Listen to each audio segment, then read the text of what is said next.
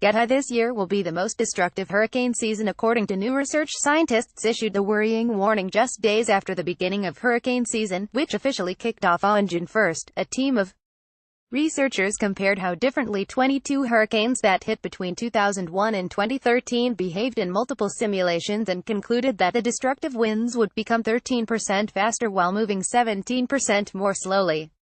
The predictions would mean a storm like last year's Hurricane Irma, which hit the Caribbean and Florida leaving 124 dead, would be boosted from 185 miles per hour, 298 kilometers per hour, to a terrifying 213 miles per hour, 342 kilometers per hour. The study, in the Journal of Climate, was conducted by scientists at the National Center for Atmospheric Research, NCAR, a U.S. federal agency funded by the National Science Foundation.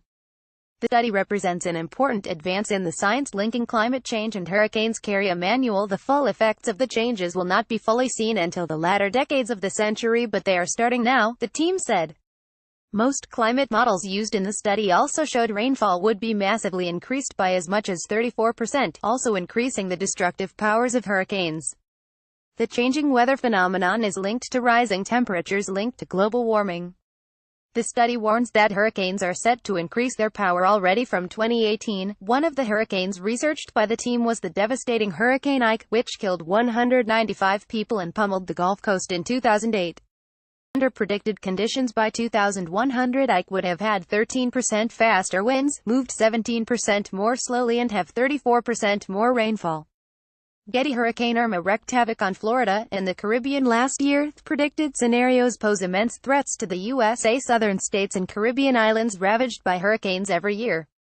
The paper's lead author and hydrologist Ethan Gutman said, "The most dangerous aspect of this depends on where you live and what your exposure is. What we've seen in a lot of hurricanes recently is it's really the rain that causes the most damage. In some locations, it's the wind, particularly thinking about offshore infrastructure, be it oil platforms or what have you, but the impact of future hurricanes may have been underestimated by this study, as it didn't consider hurricane-specific meteorological adjustments," another scientist claimed. Kerry Emanuel, a professor of atmospheric science at MIT, noted that not taking into account the drag coefficient, which is the resistance encountered by hurricanes on their paths, equals to underestimate how dangerous future hurricanes will actually be. Mr. Emanuel also pointed out that the study also didn't consider that hurricanes draw up colder water as they approach the coastline, a factor that, on the other hand, can weaken their intensity. But despite his criticism, Mr. Emanuel agreed that the study holds scientific value. He said, "The study represents an important advance in the science linking climate change and hurricanes. It is a nice step forward in understanding and predicting how hurricanes will respond to climate change, and the terrifying predictions has implications for hurricanes hitting the UK. Just last year, Hurricane Ophelia hit Ireland in the UK, killing 54 and leaving thousands in Britain without electricity from October 9 to October 18. The US NCAR study compared changes in factors such as wind speed, rainfall rate, and the movement of the overall hurricane between the current and future conditions on Earth.